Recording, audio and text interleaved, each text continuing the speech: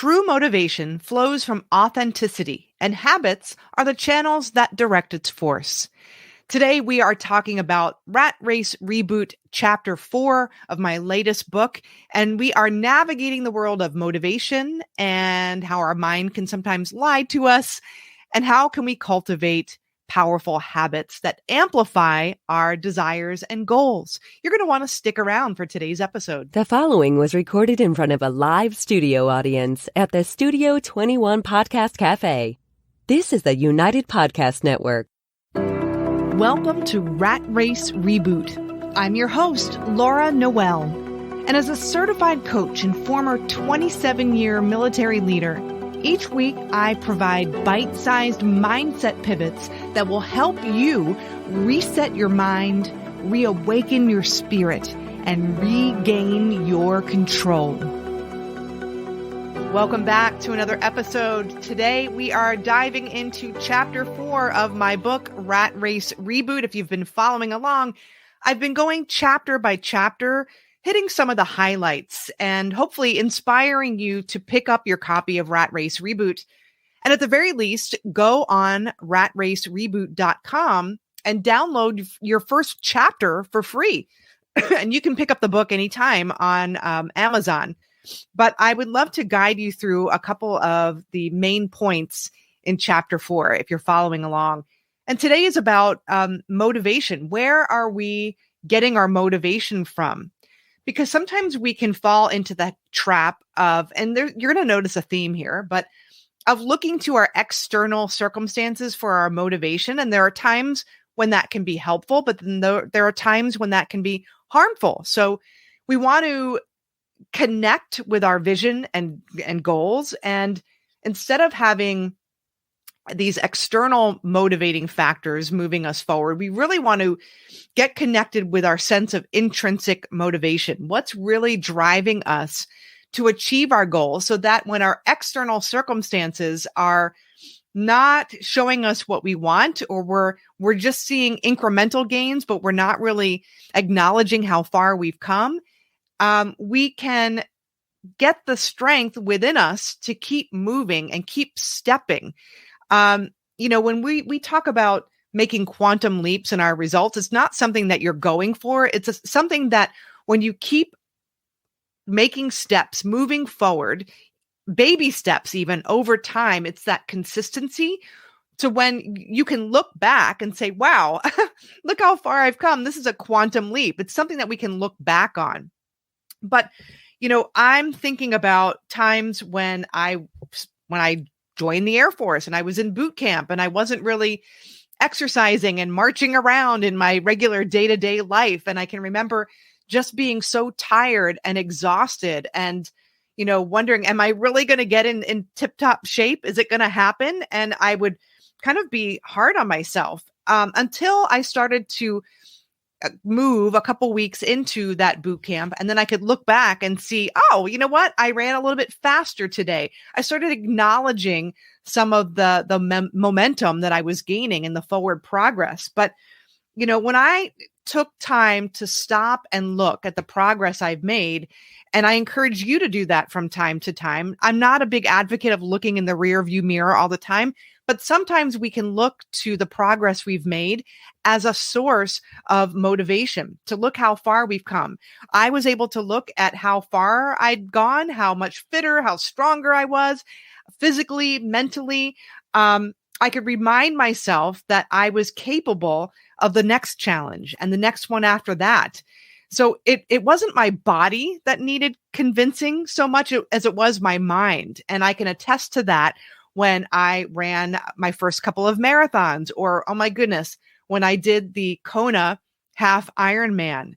I can honestly tell you, it was not my body that got me through that race. It was my mind that motivated me to get through it, because I got talked into doing that race. I wasn't really prepared for that race. Training was very difficult, but I made it. I did it. And it was my mind that carried me through. So really, I love that William James, and I have this quote in the book, believe and your belief will create the fact. And he wrote this essay, William James, more than 12 decades ago. And It's something that I carry with me. Your belief system can carry you through. But when we find ourselves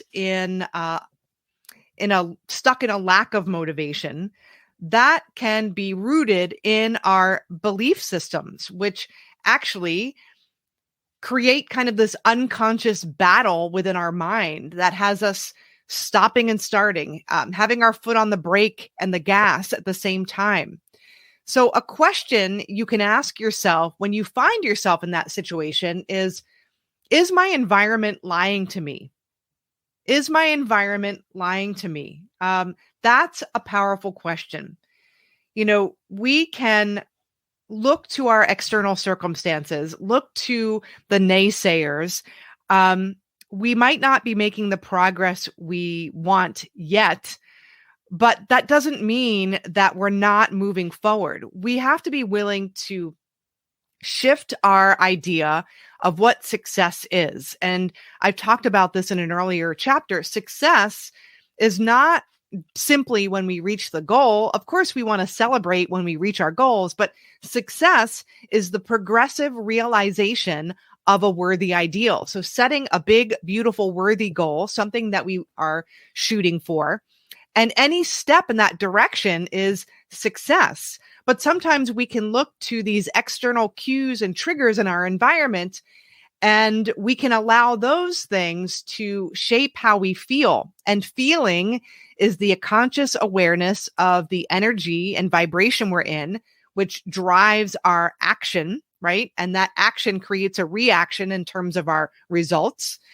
We want to make sure that we're shaping our environment from the inside out as opposed to from the outside in. And so there's strategies that we can take to design an environment that nurtures positive habits and that minimizes our distractions.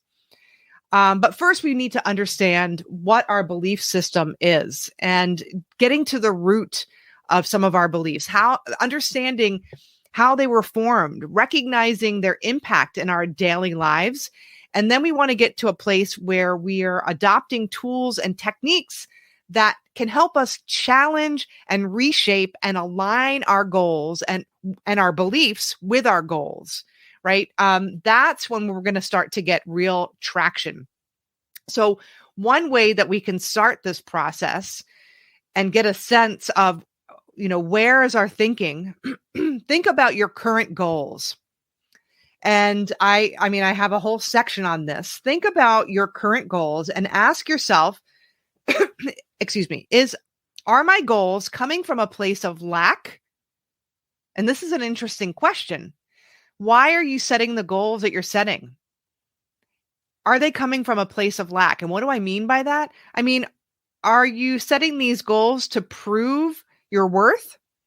Are you setting these goals? Like I used to set goals. I was a goal achieving organism. I would set one seemingly big goal after the other. I would do this race to prove that I wasn't fat.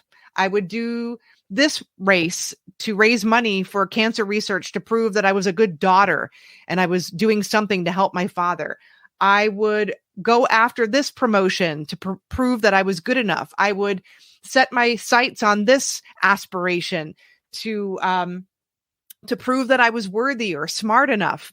That's what I mean by goals that are set in lack. I was never satisfied when I would achieve those goals.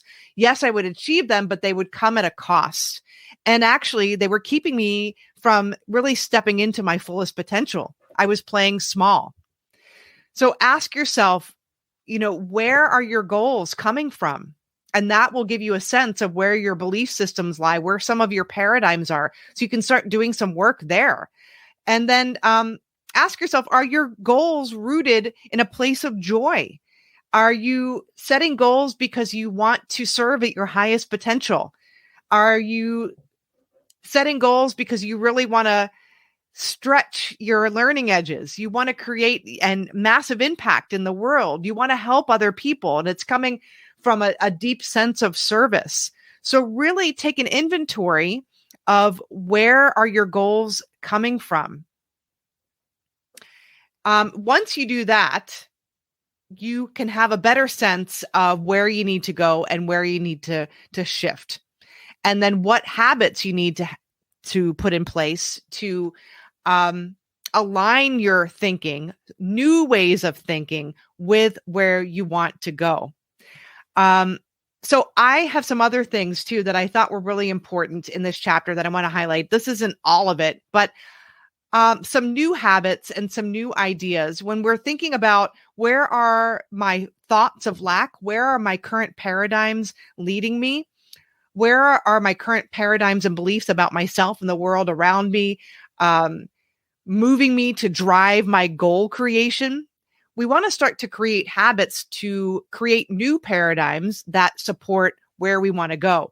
But in the interim, I want to leave you with some ideas for you to set some habits that can be helpful for you when you're on this journey of discovery. And these are in the book as well.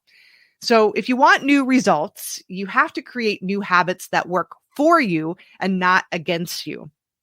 So being a leader of self, I highly recommend spending at least an hour a day reading an article or a book that increases your knowledge base. To develop as a leader, you need to enrich your personal soil and focus on being the best in your field. Focus on being a leader in your field. Focus on being a good human, right? So that could be reading something within your field. It could be reading some personal development. It could be journaling even, right? So that's one thing. You've got to put yourself first. You've got to put developing yourself as a leader as a priority. Celebrate the wins. We can be demotivated when we let our circumstances serve as the evidence that we aren't doing well. So even the little wins along the way, we want to make sure that we're celebrating those. Remember, success is the progressive realization of a worthy ideal. And so when you're making a step, even if it's just a yay, that shifts your energy in the moment to enthusiasm, right? We want to celebrate those wins.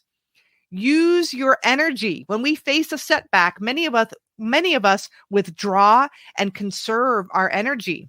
And I know how tempting that could be. We're like a wounded animal and we just want to kind of go in this fight or flight,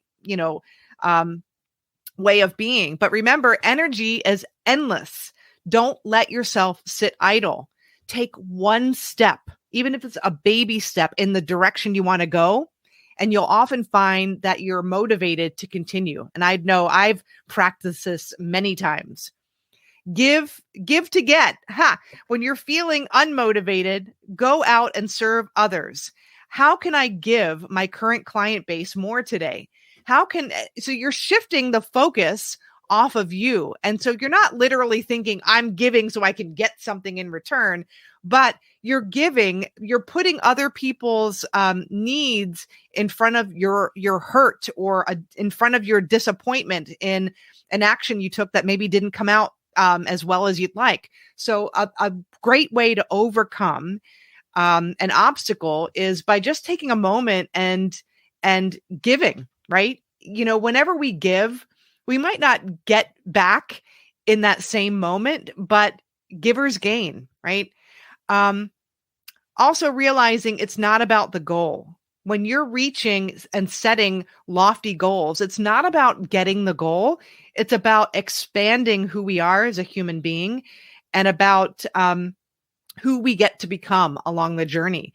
And when we can remember that and remember hand in hand with success is the progressive realization of a worthy ideal. I've said it 3 times, so clearly it's important, but we have a lot more fun. And when we're in a place of joy, do you ever notice when you're just like living your best life and you're in a place of joy, solutions and ideas come to you more readily? This is how we get there. Also, remaining in a place of gratitude, being grateful for where you are, the lessons you're learning, that keeps you in an elevated energy. Also, I don't believe in kind of this positive psychology where we're being toxic with it. I believe in being positive in the sense that knowing that whatever obstacle comes your way, you can feel the feelings and the emotions of that, but within yourself, you'll figure out a way to move forward. Don't discount satisfaction. We as humans need and want goals, and we also can experience dissatisfaction with the status quo. Use that as a catalyst for change. Don't beat yourself up for feeling that dissatisfaction. Use it as a catalyst for change. And remember, nothing is all good, nothing is all bad. The law of polarity states that we have to experience all spectrums. We can't experience them all at the same time. Just remember, nothing is all bad, nothing is all good. But when we experience a setback, to look for the positive in that situation and how can we transform it. Remember, our brain can't focus both on the positive and the negative at the same time. We have to choose. And when we choose that positive polarity, then we're more able to focus on and recognize the solutions that are around us. So I hope this has been helpful. This has been a really brief touch on chapter 4 of my latest book, Rat Race Reboot. You can get your copy by going to ratracereboot.com. Subscribe to get a free chapter of chapter 1, but you can also go to Amazon and purchase your Kindle copy or get a paperback. And I want to hear your feedback. Dive into these concepts. Email me and let me know what questions you have. Habits. We want to get into the habit of reflecting daily. Do an environment audit and really start to look at our habits and determine which habits are no longer serving us, which habits are serving our old way of thinking, and what are some new habits I'd like to adopt that will support me in where I'm going. And if you want some support, this is where I say, get a coach, find a mentor, find a mastermind, somebody who will see you and your highest potential and help extract that from you. It's already within you. And a great coach or a great mastermind or a mentor can help you compress time. So I hope this has been helpful for you. Again, remember, everything is created twice, first in our mind, our imagination, and then in physical form. I can't wait to see you next week. We're going to dive into chapter 5. Well, we'll see you next week. The views and opinions expressed by the hosts, guests, or callers of this program do not necessarily reflect the opinions of the Studio 21 Podcast Cafe, the United Podcast Network, its partners, or affiliates.